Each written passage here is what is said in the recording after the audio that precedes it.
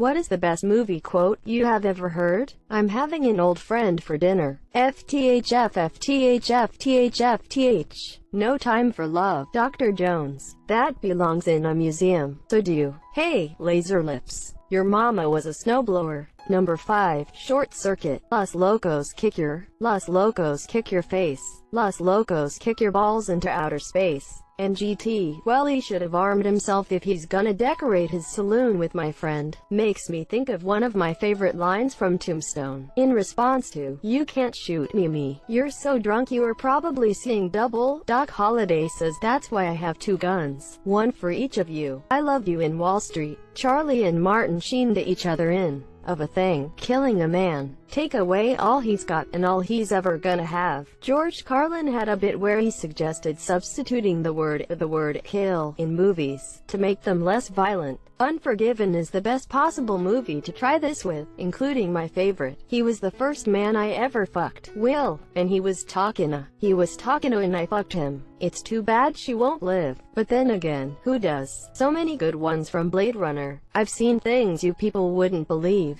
Attack ships on fire off the shoulder of Orion. I'm tired, boss. Tired of being on the road, lonely as a sparrow in the rain. I'm tired of never having me a buddy to be with to tell me where we's going to, coming from, or why. Mostly, I'm tired of people being ugly to each other. I'm tired of all the pain I feel and hear in the world. Every day, there's too much of it. It's like pieces of glass in my head, all the time. Can you understand? The Green Mile, for anyone who wants to know. The novel is one of Stephen King's absolute best. King's range is seen when he writes horror novels as well as wholesome tearjerkers like Green Mile and Shawshank Redemption. I am reminded of a story King always tells. He was at a bookstore once at an airport and one lady sized him for a good minute before saying, "You're that guy who writes scary novels." Yes, I am. Well, I don't like such novels. I like me some good wholesome ones like that Shawshank Redemption. I wrote Shawshank Redemption. No, you didn't. In the beginning, the universe was created. This made a lot of people very angry and has been widely regarded as a bad move. I'd ask you about love. You'd probably quote me a sonnet. But you've never looked at a woman and been totally vulnerable. Known someone that will you with her eyes. Feeling like God put an angel on earth just for you, who could rescue you from the depths of, and you wouldn't know what it's like to be her angel, to have that love for her, be there forever, through anything, through cancer, and you wouldn't know about sleeping sitting up in the hospital room for 2 months, holding her hand, because the doctors could see in your eyes that the terms visiting hours don't apply to you. You don't know about real loss,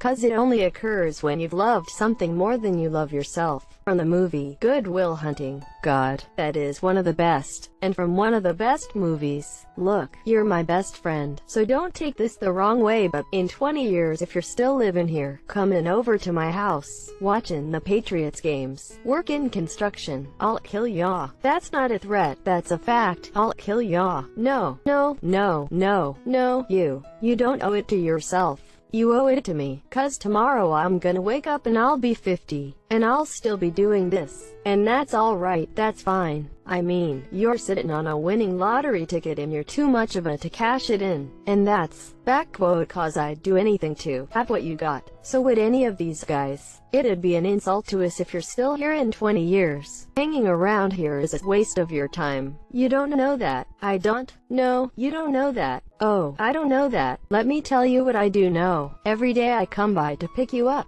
and we go out, we have a few drinks and a few laughs, and it's great. But you know what the best part of my day is? It's for about 10 seconds from when I pull up to the curb to when I get to your door, because I think maybe I'll get up there and I'll knock on the door and you won't be there. No goodbye, no see you later, no nothing, just left. I don't know much, but I know that. God, I love that movie. Robert Shaw as Quint in Jaws gave the greatest monologue of all time. Japanese submarine slammed 2 torpedoes into our side, chief. It was coming back from the island of Tinian to Leyte, just deliver the bomb. The Hiroshima bomb. 1,100 men went into the water. Vessel went down in 12 minutes. Didn't see the first shark for about a half an hour. Tiger. 13-footer. You know that when you're in the water, chief, you tell by looking from the dorsal to the tail. Well, we didn't know. Back quote, cause our bomb mission had been so secret. No distress signal had been sent. They didn't even list us overdue for a week. Very first light, chief. The sharks come cruising. So we formed ourselves into tight groups. You know, it's kinda like back quote OL squares in battle like you see on a calendar, like the Battle of Waterloo. And the idea was, the shark nearest man, and then he'd start pounding and hollering and screaming, and sometimes the shark would go away. Sometimes he wouldn't go away. Sometimes that shark, he looks right into you, right into your eyes.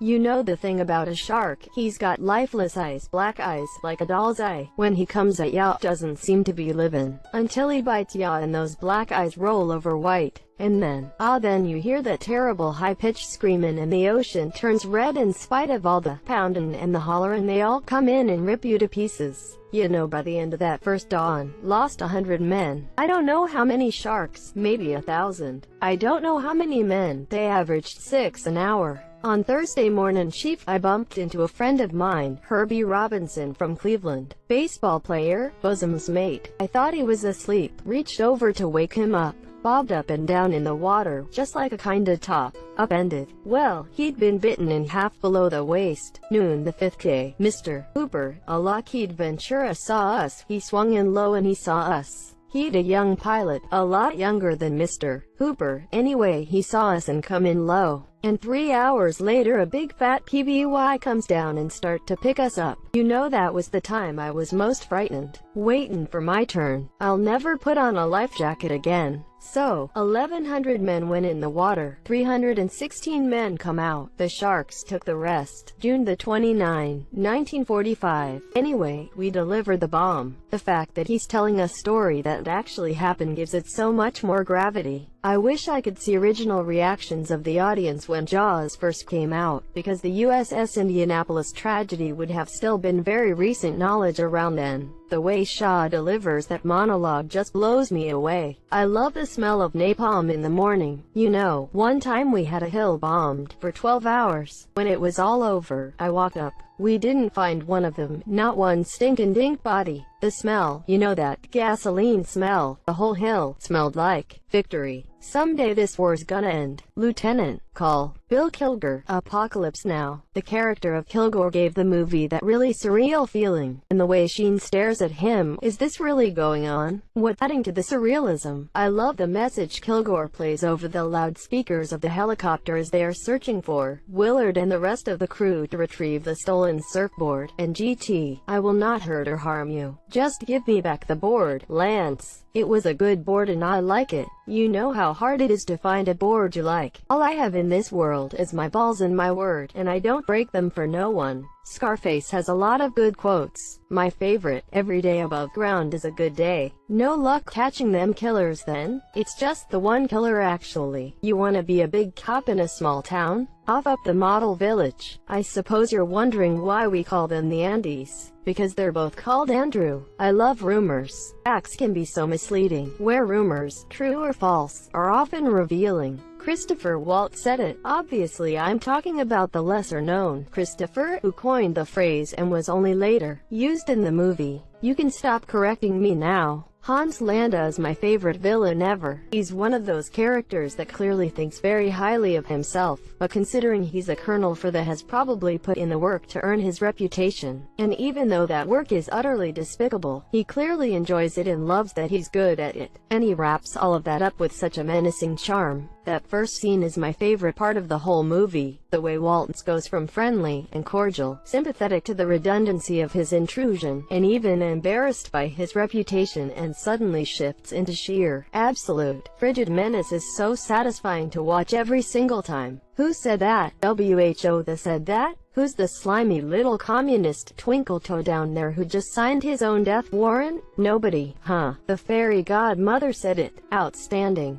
I'll PT you all until you die. I'll PT you until you're sucking buttermilk. Gunnery SGT. Hartman, Full Metal Jacket. Texas? Only steers and come from Texas. Stop breaking the law. I object. On what grounds, Mr. Fletcher? Because it's devastating to my case. Overruled. Good call. I'm about to do to you what Limp Bizkit did to music in the late 90s. Negasonic Teenage. What the? That's the coolest name ever. The thing is, Bob, it's not that I'm lazy, it's that I just don't care. Office Space. You don't need $1 million to do nothing, man. Take a look at my cousin. He's broke. Don't you? Sad boy KVLT liked your comments so much that they've given it the Silver Award. Thanks, bruh. Has anyone ever asked you if you've had a case of the Mondays before? No. No, man. I believe you'd get your kicks saying something like that, man. Remember, Red, hope is a good thing, maybe the best of things, and no good thing ever dies. Andy Dufresne, The Shawshank Redemption. This, along with Get Busy Living, or Get Busy Dying. I'm afraid, Dave, we train young men to drop fire on people, but their commanders won't allow them to write on their airplanes because it's obscene. Where is this from? Apocalypse Now. Evil Ash, you won't shoot me, because you're good. I'm Evil Ash and you're good Ash. You're a goody little two shoes, goody little two shoes, goody little two shoes. Ash good, bad. I'm the guy with a gun. Groovy, punches and throws him out of the window, no ticket. If I'm not back in 5 minutes, just wait longer. Ace Ventura, Pet Detective. I still use this quote all the time, 20 years later. You mean almost 30. I am serious and don't call me Shirley. Be excellent to each other, and party on, dudes. I guess you're right, Plankton.